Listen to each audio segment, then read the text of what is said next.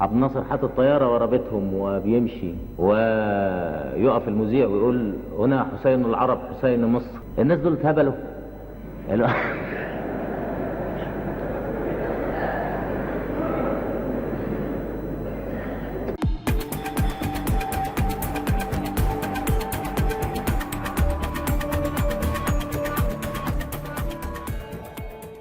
الشتيمة اللي شتموها لنا، حرب الأعصاب اللي حصلت علينا من راديو دمشق، الكلام اللي قالوه والثورات اللي قالوها والجيش الجيش اللي صار في فايد، وعبد الناصر حاطط طيارة ورا بيتهم وبيمشي.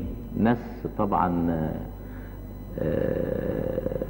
بيقولوا طبعا بيلعبوا لعبة الاستعمار. طبعا اللي بيلعبها الملك حسين من سنة 57، يعني هم في هذا متعاونين،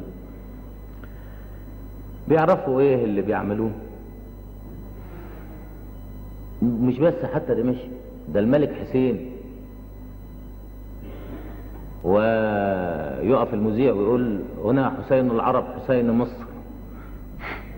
يا جيش مصر يا جيش مصر صور الى اخره. الناس دول اتهبلوا.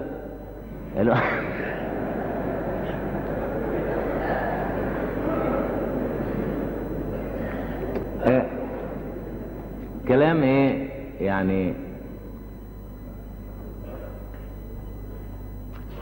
قالوا على الاعتقالات، طبعا قالوا ان فيهم قالوا في 10,000. زكريا محي الدين اعتقل 10,000. قلنا عدد المعتقلين اللي طلعوا 37 والعدد الثاني ومجموعهم كان 61. قالوا لا 10,000. خلاص على كيفكم، 10,000 10,000.